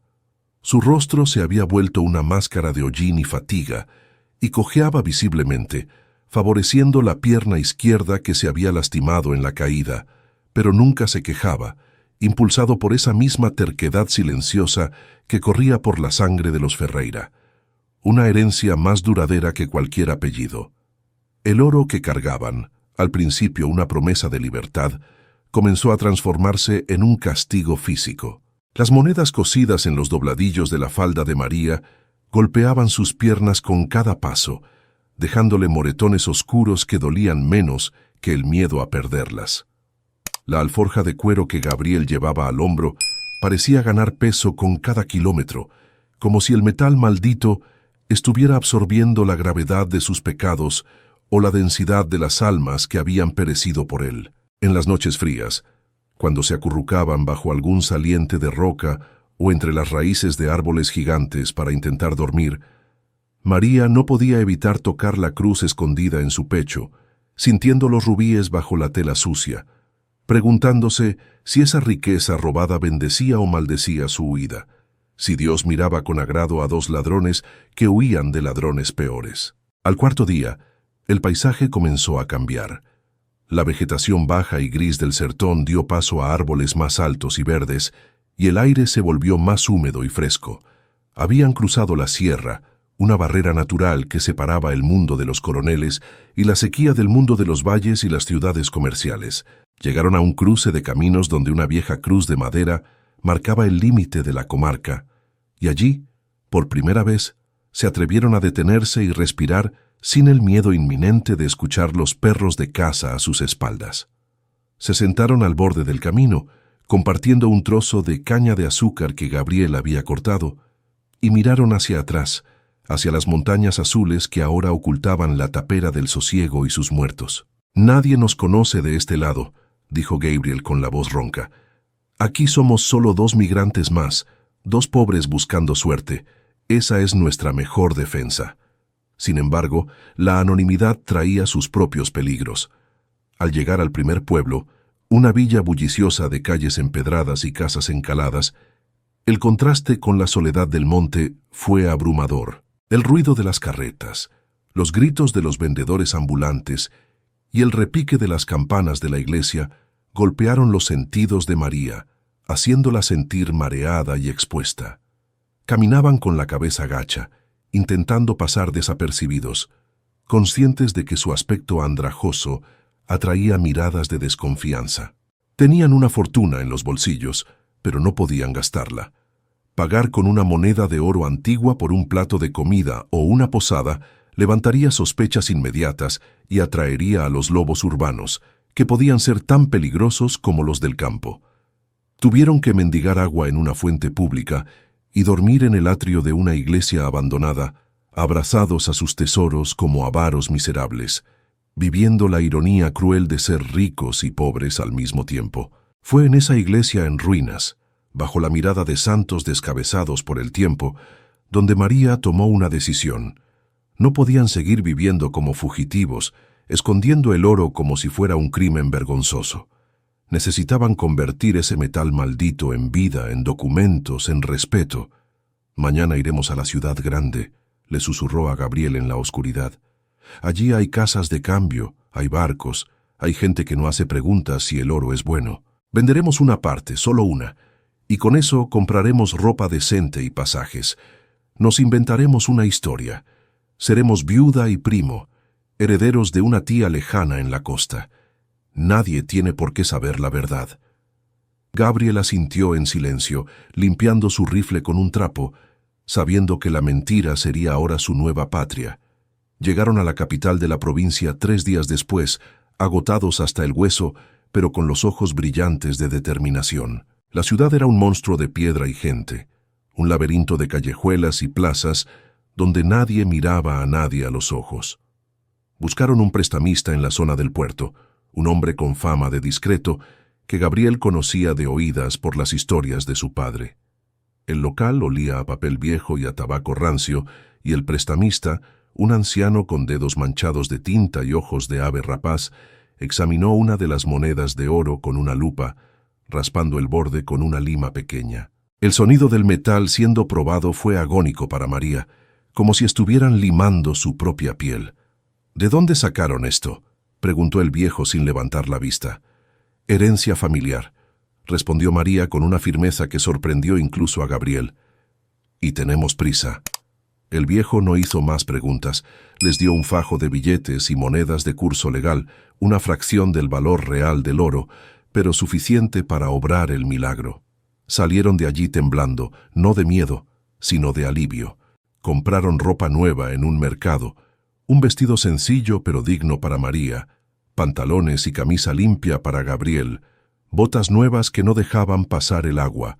Se bañaron en una casa de baños, fregando la tierra roja del sertón de sus cuerpos hasta que la piel quedó enrojecida, viendo cómo el agua sucia se llevaba el polvo de la tapera por el desagüe. Al mirarse en el espejo, limpios y vestidos, apenas se reconocieron. Ya no eran los sobrevivientes de una explosión. Parecían gente respetable, ciudadanos comunes con un futuro posible. Pero María notó que, aunque la tierra se había ido, la sombra en sus ojos permanecía, un velo oscuro que ninguna cantidad de jabón podría lavar. Alquilaron una habitación en una pensión modesta cerca del puerto, con camas limpias y sábanas que olían a lavanda barata. Esa noche, por primera vez en semanas, María durmió en un colchón blando, pero el sueño no trajo descanso. Soñó con el túnel. Soñó que las cadenas de la pared se movían y que manos esqueléticas salían de la tierra para agarrarle los tobillos, arrastrándola hacia abajo, hacia la oscuridad, donde el oro brillaba como ojos de gato.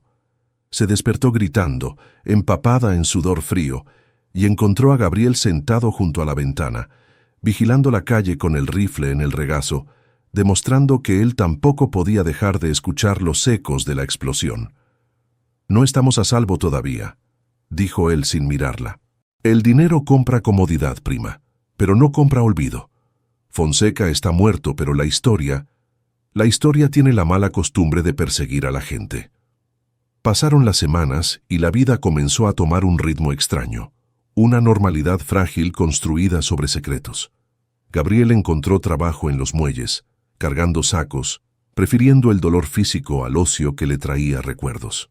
María cosía para la dueña de la pensión y ahorraba cada centavo, tocando el resto del oro escondido bajo las tablas del suelo de su habitación cada noche, asegurándose de que seguía allí. Pero la ciudad tenía oídos, y pronto comenzaron a circular rumores sobre la mujer silenciosa y su primo que pagaban con billetes grandes, y nunca hablaban de su pasado. Un día, mientras compraba hilo en el mercado, María sintió una mano en su hombro. Se giró violentamente, con la mano yendo instintivamente hacia el cuchillo, que ahora llevaba siempre en la liga de la media. No era un policía, ni un matón. Era un sacerdote, un hombre joven con sotana gastada y una mirada intensa y compasiva. «Hija», dijo en voz baja, «he visto la cruz que llevas bajo el vestido. Ese rubí, esa talla, perteneció a la misión de San Ignacio, saqueada hace 50 años. ¿Sabes lo que llevas sobre el corazón?» María se quedó helada. La cruz. Había olvidado quitársela, o quizás se había acostumbrado tanto a su peso que ya formaba parte de su cuerpo. El cura no la acusaba, pero su reconocimiento era una amenaza directa. Si la iglesia reclamaba la pieza, o si denunciaba su posesión, todo el castillo de naipes se vendría abajo. «La encontré», mintió, retrocediendo un paso. «Es lo único que me dejó mi madre». El sacerdote la miró profundamente, viendo la mentira, pero también el miedo y el sufrimiento detrás de ella. «Hay cosas que no se pueden poseer, María», susurró usando su nombre aunque ella nunca se lo había dicho. «¿Buscas redención o solo supervivencia? Porque esa cruz no fue hecha para adornar cuellos, sino para perdonar pecados, y tú llevas muchos pecados ajenos encima». María huyó del mercado, corriendo por las callejuelas laberínticas hasta llegar a la pensión, cerrando la puerta tras de sí y apoyándose en ella para recuperar el aliento. El pasado los había encontrado, no en forma de pistoleros, sino de culpa divina. Sacó la cruz de su pecho y la miró. Los rubíes parecían más rojos que nunca, pulsando con una vida propia. Gabriel llegó poco después, alertado por su estado. Le contó lo sucedido, el pánico haciéndole temblar la voz. «¿Qué hacemos?», preguntó él, mirando la joya como si fuera una serpiente venenosa. «Si la vendemos, nos rastrearán. Si la guardamos, nos delatará». María miró por la ventana hacia el puerto, donde los barcos zarpaban hacia tierras lejanas, hacia el olvido. «No podemos venderla», dijo con una claridad repentina. «Y no podemos quedárnosla. Tenemos que devolverla, pero no al cura. Tenemos que devolverla a donde pertenece para cerrar el círculo de verdad». Esa misma noche, envuelta en un chal oscuro que la hacía parecer una sombra más entre las sombras de la ciudad dormida, María do Carmo se dirigió hacia la catedral metropolitana. con la cruz de oro ardiendo contra su pecho por última vez. No iba a entregarla al sacerdote que la había confrontado en el mercado, pues el miedo a ser interrogada seguía siendo más fuerte que su deseo de absolución, pero sabía que no podía conservar aquel objeto sagrado manchado de sangre ni un minuto más. Gabriel la escoltaba a unos pasos de distancia, con el rifle oculto bajo un abrigo largo, vigilando las esquinas con la paranoia de quien espera una emboscada en cada parpadeo. El aire nocturno olía a salitre y a basura húmeda del puerto, un contraste mundano con la solemnidad de su misión, mientras subían las escalinatas de piedra de la iglesia, desgastadas por millones de penitentes antes que ellos. María se detuvo frente a las puertas inmensas de madera tallada, cerradas a cal y canto, y buscó el buzón de las limosnas, una ranura de bronce empotrada en el muro de piedra lateral, destinada a las donaciones anónimas para las almas del purgatorio. Sacó la cruz de su seno, besó los rubíes fríos con una mezcla de reverencia y repulsión, y la dejó deslizar por la ranura metálica. El sonido del oro cayendo al fondo de la caja fuerte de la iglesia fue un cloc sordo y definitivo, muy diferente al sonido de la piedra cayendo en el túnel de la tapera. Este no era un sonido de descubrimiento, sino de liberación. «Por los que murieron cavando», susurró ella contra la piedra fría del muro, «y para que nos dejen vivir a los que quedamos». Al alejarse, sintió que sus hombros se levantaban, como si se hubiera quitado una armadura invisible que la había estado aplastando desde el momento en que abrió aquella caja fuerte subterránea. A la mañana siguiente, con el alma un poco más ligera, pero los bolsillos aún pesados por las monedas profanas, abandonaron la capital antes de que el sol calentara los adoquines. No querían echar raíces en un lugar donde alguien conociera el valor de lo que habían devuelto. Buscaban el anonimato total, la invisibilidad que solo ofrecen los pueblos nuevos, donde nadie pregunta por el pasado. Viajaron hacia el sur, cruzando valles verdes y ríos caudalosos, muy lejos de la sequía roja del sertón y de los fantasmas de la familia Ferreira. Semanas después, en una región de tierras fértiles y lluvias constantes, encontraron una pequeña finca en venta, una propiedad modesta con una casa de ladrillo y un huerto de naranjos que olía a azahar y a paz. La compraron con el oro, regateando como campesinos pobres para no levantar sospechas, y registraron la escritura a nombre de 2 hermanos viudos que buscaban un nuevo comienzo. La vida en la nueva finca, a la que llamaron La Esperanza sin mucha originalidad pero con mucha fe, fue dura al principio, no por la tierra, que era generosa, sino por las pesadillas que se negaban a abandonar a sus nuevos dueños. Gabriel trabajaba el campo de sol a sol, castigando su cuerpo con el arado y el machete, tratando de cansar a su mente para no soñar con explosiones y túneles oscuros. María se ocupaba de la casa y de las ventas en el mercado local, transformándose en una mujer respetable de manos curtidas y sonrisa escasa. A ojos de los vecinos, eran gente trabajadora y reservada, quizás un poco tristes, pero nadie sospechaba que bajo las tablas del suelo de su cocina, en un frasco de vidrio enterrado profundamente, guardaban el resto de un tesoro que había costado vidas y sangre, un seguro contra la desgracia que esperaban nunca tener que usar. Con el paso de los años, la memoria de la tapera del sosiego comenzó a desdibujarse, perdiendo sus bordes afilados para convertirse en una cicatriz antigua que solo dolía cuando cambiaba el tiempo. Sin embargo, nunca dejaron de estar alerta.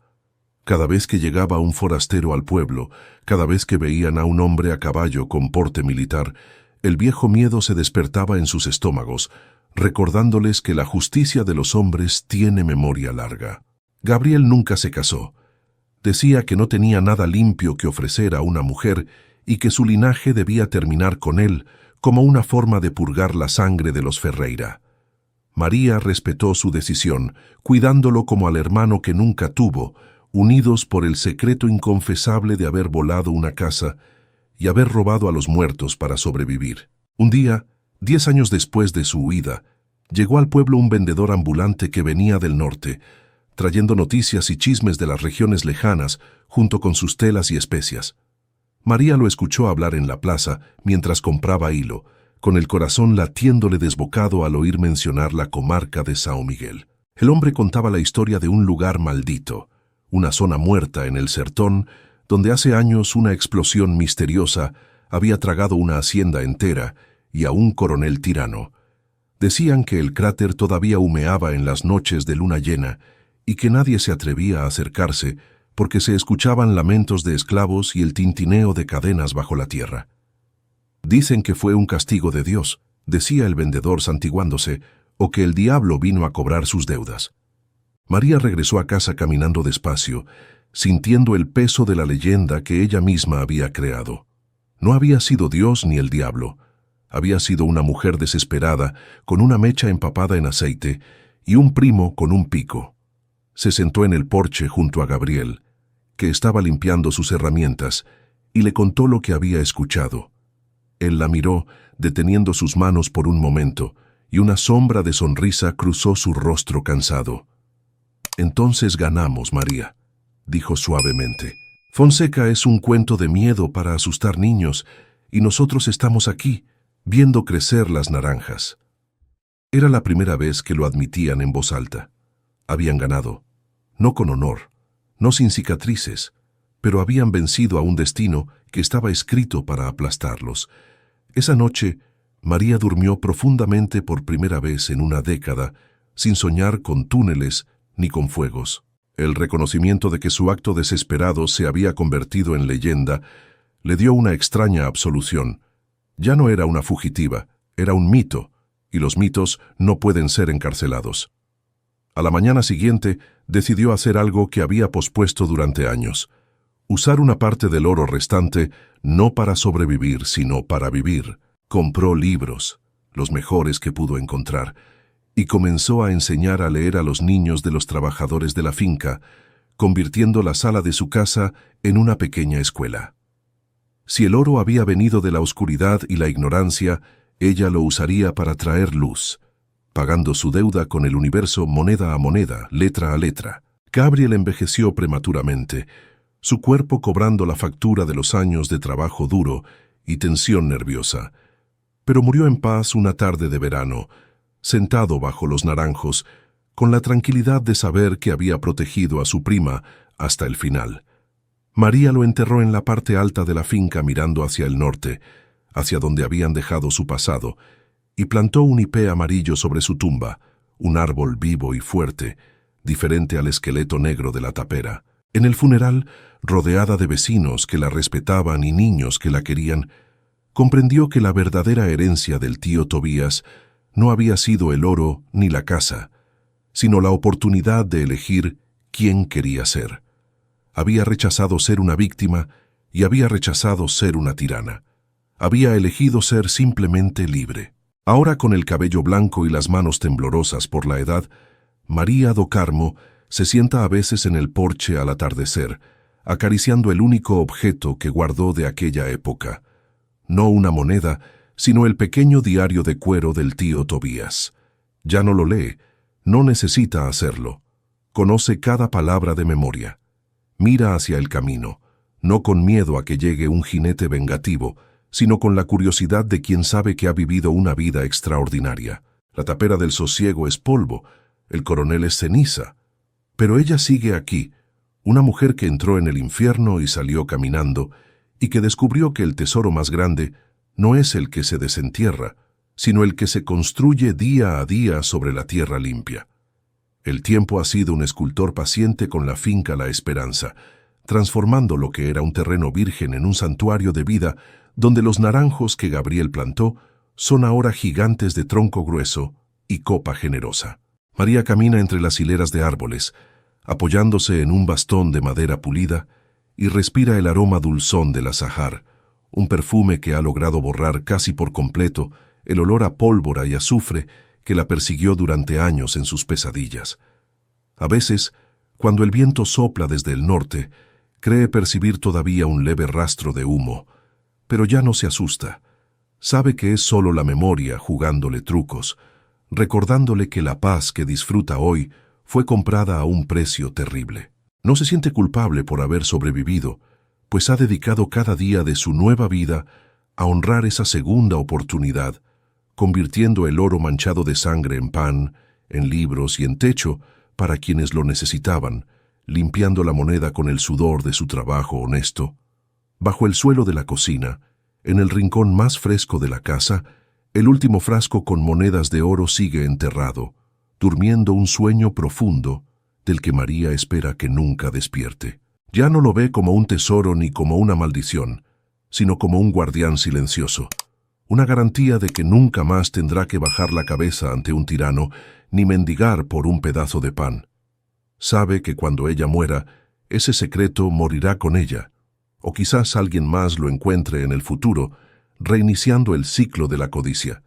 Pero eso ya no es asunto suyo. Ella ha cumplido su parte del trato con el destino, rompió las cadenas literalmente y metafóricamente, y se aseguró de que la riqueza que una vez sirvió para esclavizar, sirviera al final para liberar. Es una justicia extraña, imperfecta, pero es la única que el mundo real le permitió ejercer. Cuando mira a los hijos de sus vecinos, hombres y mujeres que aprendieron a leer en su sala y que ahora son dueños de sus propias vidas, siente que ese es su verdadero legado, mucho más valioso que cualquier cruz de rubíes. La ignorancia fue la prisión de sus antepasados, la oscuridad que les permitió cometer atrocidades justificadas por la ambición, y ella se prometió ser la luz que disipara esa sombra. No tuvo hijos propios. Su vientre quedó seco quizás por el estrés de aquellos años, o quizás porque Dios decidió que su maternidad debía ser más amplia, abarcando a toda una comunidad. Gabriel fue su familia, y estos muchachos son sus nietos del alma. Al verlos prosperar, sabe que la línea de sangre de los Ferreira, esa que estaba condenada a la tragedia, ha sido finalmente purificada, no por el fuego de la explosión, sino por el amor cotidiano y silencioso que ella sembró en esta tierra nueva. A menudo reflexiona sobre la naturaleza del miedo, ese compañero constante que tuvo en la tapera del sosiego. Ahora comprende que los fantasmas que creía escuchar no eran los enemigos. Los verdaderos monstruos tenían rostro humano, vestían botas de cuero y portaban rifles. El coronel Fonseca y su codicia eran más aterradores que cualquier espíritu encadenado en un sótano. Los muertos solo piden ser recordados o vengados, pero los vivos piden todo, y no se detienen ante nada para conseguirlo. Haber entendido esa diferencia fue lo que la salvó. Dejó de temer a la oscuridad y empezó a usarla a su favor, convirtiéndose ella misma en una fuerza de la naturaleza capaz de volar una montaña para proteger su dignidad. Esa lección dura y cruel es la que le da la serenidad de acero que ahora posee en su vejez. Sus manos, llenas de manchas y arrugas, descansan sobre el regazo mientras se mece en su silla. Son manos que han cavado tumbas, que han disparado armas, que han curado heridas y que han acariciado páginas de libros. Son el mapa de su existencia, la prueba irrefutable de que vivió, luchó y venció. A veces se mira las palmas y le parece ver todavía restos de tierra roja del sertón incrustados en las líneas de la vida, un tatuaje invisible que la conecta con su origen. No reniega de esas marcas. Cada cicatriz es una medalla de una guerra que nadie más conoce. La viuda frágil que subió a aquella carreta hace décadas ha desaparecido, consumida por el fuego de aquella noche, y en su lugar quedó esta mujer de hierro y naranjos, que no le debe nada a nadie y que puede mirar al sol de frente sin parpadear. El pequeño diario de cuero del tío Tobías descansa sobre la mesa auxiliar junto a su taza de café. Nunca tuvo el valor de quemarlo, aunque muchas veces estuvo tentada a arrojarlo a la chimenea y ver cómo las palabras de locura se convertían en humo. Decidió conservarlo como un testigo mudo, un recordatorio de que el mal existe y de que a veces está en nuestra propia sangre, esperando un momento de debilidad para despertar. Leerlo ya no le causa terror, sino una profunda compasión por ese hombre que murió solo y asustado, aplastado por secretos que no tuvo la fuerza de enfrentar. Ella tuvo esa fuerza, quizás porque no tenía nada más que perder, y al guardar el libro, guarda también la memoria de Tobías, dándole el descanso que él nunca encontró en vida, diciéndole en silencio que todo terminó, que la deuda está pagada. Piensa también en los huesos que quedaron sepultados en el túnel, bajo toneladas de roca y tierra, mezclados ahora con los restos de sus opresores en una tumba común y anónima. Espera que la explosión haya sido suficiente para liberar a esas almas atrapadas, rompiendo no solo las rocas, sino también las ataduras espirituales que los mantenían allí. Reza por ellos cada noche, no con oraciones de iglesia, sino con pensamientos de gratitud, pues sabe que, de alguna manera oscura, el sufrimiento de ellos financió su libertad. Es una carga moral que llevará hasta la tumba, una piedra en el zapato de su conciencia, pero ha aprendido a caminar con ella sin cojear, aceptando que la vida es una mezcla compleja de luz y sombra, y que la pureza absoluta es un lujo que los sobrevivientes no pueden permitirse. El sol comienza a ocultarse detrás de las colinas, pintando el cielo de la esperanza con tonos violetas y dorados, muy diferentes al rojo sangriento de los atardeceres del sertón. Los pájaros cantan sus últimas notas del día, una melodía alegre y despreocupada que llena el aire de tranquilidad.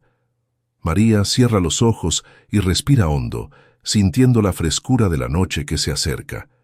Ya no necesita atrancar las puertas ni dormir con un cuchillo bajo la almohada.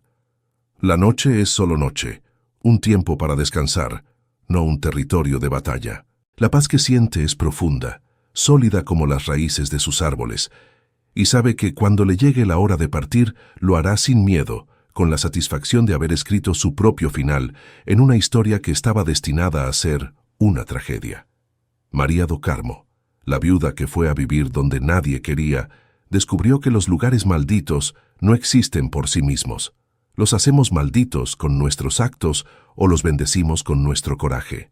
Ella tomó una ruina y la convirtió en su salvación. Tomó el miedo y lo forjó en una espada. Su vida es la prueba de que no somos prisioneros de nuestro pasado, ni de la herencia de nuestros padres, ni de las circunstancias que nos rodean. Siempre hay una opción, siempre hay una mecha esperando ser encendida, siempre hay un túnel que cavar hacia la luz. La verdadera riqueza no estaba en las monedas de oro que sacó de la tierra, sino en la mujer en la que se convirtió mientras las buscaba. Una mujer que aprendió que la dignidad no se hereda, se conquista a sangre y fuego. La historia termina aquí, en este porche tranquilo, con una anciana que sonríe al recordar la explosión que le devolvió la vida. El silencio que la rodea ahora es un silencio elegido, lleno de paz, no de secretos. ¿Y tú?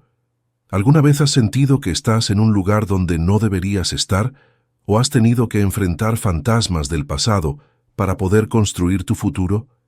¿Qué harías si descubrieras un secreto oscuro en tu propia familia? Cuéntame aquí en los comentarios, porque a veces compartir nuestra historia es la única forma de romper la maldición.